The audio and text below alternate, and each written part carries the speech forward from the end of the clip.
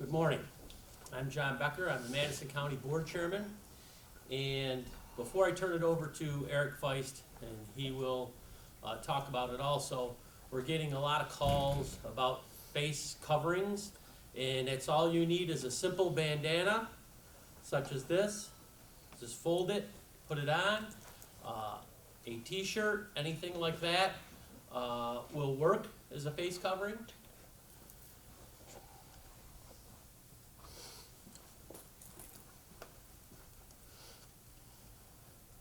Could they hear? Okay. As a face covering, just something as simple as that. We're getting a lot of phone calls because the state and the governor's office said to call Madison County for masks. We don't have the masks to give to the public. So I just wanted everybody to know that, and I wanted to explain to them that right off the bat. It's something simple as a bandana, a old t-shirt, just something for a face covering when you go out. That's all you need. And with that, we'll start the press conference with Eric Faisst, our Public Health Director.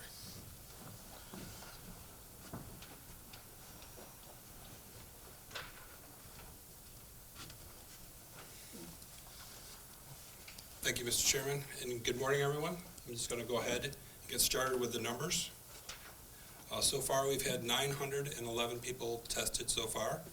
Of those, 758 have tested negative. We've had 116 people test positive. We have 37 test results still pending. We have 88 people who have recovered. Unfortunately, we've had 2 more residents pass away, so our total number of deaths are now at 5. We are starting to see a decrease in the number of new positive cases, which is a good sign. We want that trend to continue. We are in the beginning of the second month of this, so we still have a ways to go. But what we are seeing is encouraging. Now is not the time to be complacent. Everybody still needs to continue to do their part to help stop the spread. Limit the number of places that you go or the number of times that you go out.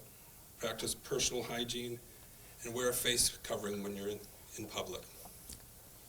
Last night, the governor issued an executive order. It takes effect tonight at 8 p.m., requiring anyone over the age of 2 to cover their nose and mouth with a cloth face covering when in a public place or when social distancing cannot be maintained. I agree with that this mandate will be an effective way of protecting yourself as well as others. I am also recommending that essential businesses, such as grocery stores, that if someone comes to your establishment without a face mask, that you deny them entry and not let them in. They are endangering not only themselves, but your other customers and your employees. I'd also like to clarify that the face covering should not be a surgical mask or an N95. We ask that you help keep those reserved for our healthcare providers and our first responders. But you can use a thing like a scarf or a bandana, as the chairman said, or a mask made from a t-shirt to cover your nose and mouth. I'd like to stress also that the mask or the facial covering is not a replacement for social distancing. You should still practice social distancing, good personal hygiene on top of wearing a face covering. The face covering should be washed routinely in the washing machine if possible. And when you remove them, do not avoid touching your nose, mouth, or eyes, and wash your hands or use hand sanitizers immediately after removing them. Cloth face coverings should not be used by anyone under the age of 2 who has difficulty breathing, who's incapacitated or unconscious, or unable to remove the mask without assistance. And as the chairman said, currently the county does not have the ability to provide residents with a cloth face covering. So we are asking residents to be resourceful in making their own masks or donating masks or selling masks to others in the community. We have put out guidance on face coverings on our website. So as difficult as this may seem, remember that each day we get closer to the end of this. We ask people, again, to stay home, help stop the spread, stay informed so that we can continue to save lives. Thank you.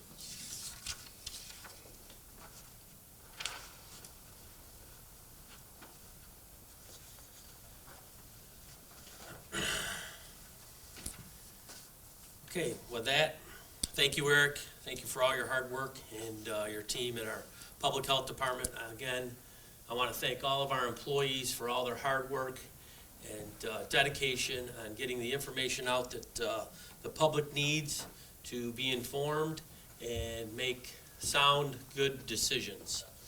I'd also like to remind everyone to be kind to each other. This virus can affect anyone, and it is important to remember that it can be anybody. And those who have recovered or still have the virus are victims of this virus. They did not ask for this. None of us asked for this, and we all know that. These victims are members of our community, and we need to treat them with respect and dignity, kindness and understanding. No one should have to go through this, and we need to remember that these people could be our own families, our friends, our neighbors, our seniors. And no matter what, they are residents of Madison County, and we were in this together. And our prayers go out to their families and those who have been stricken with this illness. And we hope for a speedy recovery for those who have, and we pray for Madison County to get through this quickly. I just want to remind people now that their stimulus checks are going to be coming in. If you can remember to help your local businesses the best you can, if we can take out a few times a month, please do. If you do need something, see if you can order it online from a local store. We have a great list of local businesses who have come up with inventive ways to still provide their services and goods. We have to go to www.madisoncounty.newyork.com. And with that, I'd like to just say something about the Chittenango School District. The superintendent, Mike Eef, we work very closely together. What Mike has done with the Chittenango School District, he put in for a $10,000 grant, and he received it. And the faculty and staff of the Chittenango School has donated another $10,000. And with community partners in the greater Sullivan Chittenango School District area, they've also put up $10,000. And they've spent about half of this amount of money so far, half of the $35,000 they've raised. They've bought TOPS gift cards to give to students and their families who are out of work or are less fortunate. They've also bought air cards, internet cards, so students can keep up on their homework and their schoolwork, but not only that, their families can keep up on the pandemic and what's going on. Our hats are off to them. They've done a great job, and if you can, we'd encourage each school district to mirror something like that, and if you are, next week when we do our press conference, we'll be sure and get you on there. With that, the governor, I'd like to talk about our essential businesses that are open, and they've been great about taking guidance from Eric and the county and from our health department to protect their employees and customers. But there's still a ways to go. If you're not an essential business, we're cracking down on these that are open and gatherings. Residents can call our hotline or go to the Department of Labor website to file a complaint. I know a lot of us are wanting to get back to work. Believe me, we want to get back to work. But we need to be smart about reopening. We here in Madison County are working on a plan. But first, I'd like to talk about the governor's press conference yesterday and putting off opening anything until May 15th. I would urge the governor to talk to the county leaders. We do not have a very good communique between the governor and upstate counties. The governor's right. We are one state. That's for sure. We're one New York State. We're a great people. But we have various economies throughout New York State. And a great mistake that's made, and you hear that throughout upstate, is we don't need New York City. We do need New York City. New York City is a great driver for sales tax and an economic engine for all of New York State. However, those people right now are in trouble, and they need help. And the governor needs to look at upstate, and if we start recovering faster than down there, the governor needs to work on helping us get recovered quickly and get open quickly. Our small businesses are hurting. Our families are hurting. We need to get upstate open. And with that, I would like to announce that in Madison County, we're going to, with our EM, we're going to work on a plan to try to shoot for a May 4th guideline to get our highway departments back to work.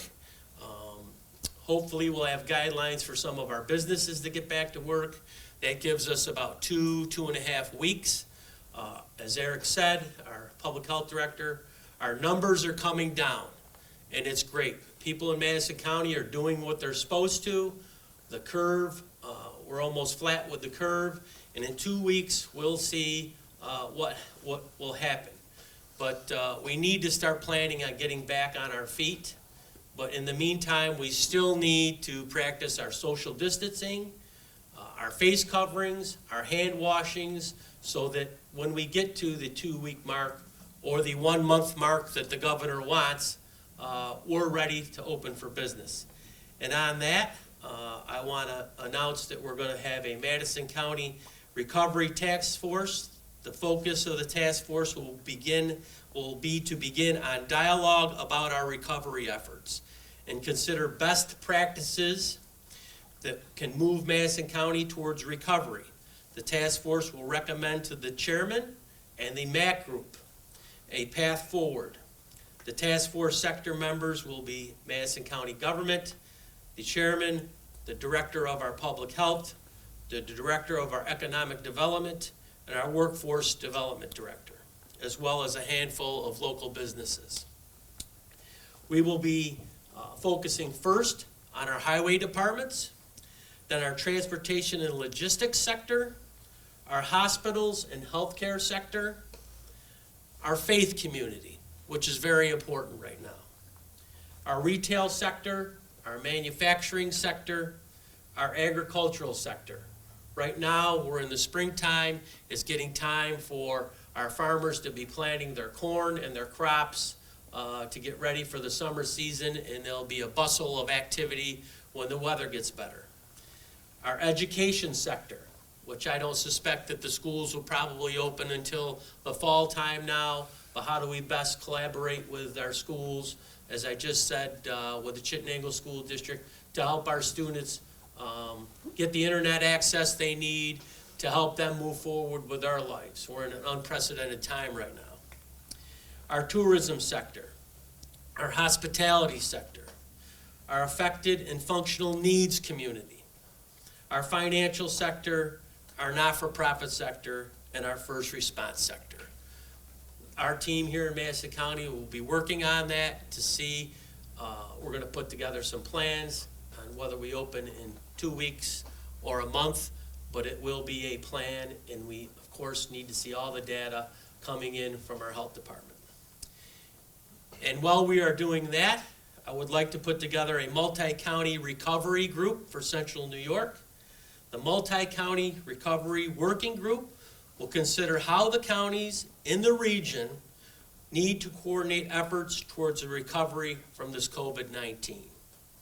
Topics for consideration will include testing, county baseline numbers, and or number of consecutive days of reductions in cases to begin recovery, our PPE use and safety, communications between counties for hotspot identification, surge potentials in stores, schools, and childcare. Businesses reopening procedures. Regional counties would include Madison County, Oneida County, Onondaga County, Oswego County, Herkimer County, Lewis County, and Jefferson County. Members of the working group from each county will be the county health rep, county EN rep, their dishes regional rep, as well as each county executive. With that, we'll take any questions. I have a reminder that the elections office, the primaries have been put off. Go to their website, it'll give you all the information. And as I've said before, our DMV is very important to us. It's very important to the people of Madison County. And to better serve the public, our county clerk, Mike Kevel, with assistance of our terrific Buildings and Grounds team, has had a drop box installed in the security entrance of the county building. Anyone who needs to have work processed for the purchase of a vehicle or renew their registrations can do so without having to send a check in the mail. They can now drop it off at the county building, and it can be processed quickly. Our fantastic DMV staff will be processing every Tuesday and Thursday until the governor allows the public to come back into our offices. And the list of the information for that is on the clerk's page. Again, I'd like to reiterate to the governor, we are one state governor. Please communicate with your counties and keep us up to date on what you're thinking, because we can't do it by press conference. And with that, I'll open it up for questions. So your May 4th possible business openings, that doesn't jive with what the governor... No, it doesn't. That's just what we're doing. We're preparing in case that we can open on May 4th. So It always pays to be prepared. So if he changes, then you'll be prepared? Yes, Okay. yeah, I'm hoping that he will come up and meet with the leaders in central New York. He probably won't come up, but by Skype, and we'll look at our data from our health departments to see maybe we can open a week earlier, or a week and a half earlier. And the enforcement of no masks, under what law would people be, how will law enforcement enforce that? Well, we're not arresting anybody or handing out tickets, but it's just common sense, and I think the people of Madison County have shown so far that they've got pretty good common sense. Our numbers have dropped off pretty significantly, and our numbers are flattening, so they just got to keep doing what they're doing, and we appreciate that. So, anybody else have any questions? Do you have any questions from our Public Health Director, Eric? No? Okay, I want to thank everybody for tuning in today. We appreciate it. Let's get through these next couple of weeks, and next week we'll give an update, and then hopefully on that next Friday we'll be able to say that we don't have any more issues here in Madison County. We probably will have some, but nowhere near as severe. So hang in there, folks, and thank you very much.